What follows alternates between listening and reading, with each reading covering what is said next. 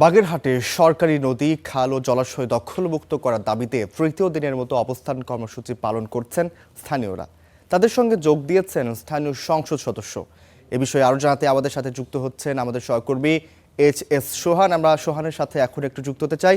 সোহান, তৃতীয় দিনের মতো আজকে কর্মসূচি চলছে, যেমনটা আসলে আপনার পেছনেও দেখতে পাচ্ছিলাম সবাই সেখানে যে কর্মসূচি আছে সেখানে অংশ নিয়েছেন। আপনার কাছে জানতে চাই যে প্রশাসন কি বলছে, এবং যেমনটি আসলে বলছিলাম যে স্থানীয় সংসদ সদস্যও সেখানে যুক্ত হয়েছেন, তিনি আসলে কি বলছেন?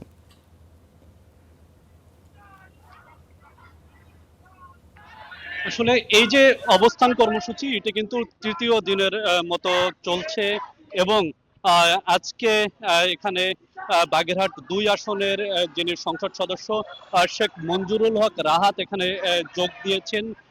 অন্যদিকে বাগেরহাট জেলা প্রশাসনের দপ্তর থেকেও কিন্তু এই যারা স্থানীয়রা অবস্থান কর্মসূচি পালন করছে তাদের সাথে আজকে প্রথমবারের মতো যোগাযোগ করা হয়েছে। তারা জানিয়েছেন যে জেলা প্রশাসক এখানে আসবেন এবং বাগেরহাটের যেসব নদী খাল দখল হয়েছে সেসব বিষয়ে কথা বলবেন। আহ, এখানে সব থেকে ইতিবাচক বিষয় হচ্ছে অনেক রাজনৈতিক নেতারা কিন্তু এখানে এই যারা তরুণ স্বেচ্ছাসেবক তাদের সাথে যোগ দিয়েছেন। সেই সাথে বাগেরহাটের যিনি আহ, বাগেরহাট ২ আসনের সংসদ সদস্য রয়েছেন তিনিও যোগ দিয়েছেন। তিনি আসলে কি ওয়াদা দিবেন বা কি প্রতিশ্রুতি দিবেন সেই বিষয়টি আমরা একটু জানতে চাই। জি, ধন্যবাদ।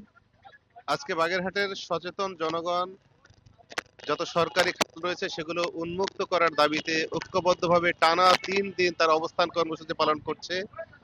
আমি জাতীয় সংসদ সদস্য হিসাবে তাদের এই দাবির সঙ্গে ঐক্যমত পোষণ করে আজকে তাদের কাছে এসেছি।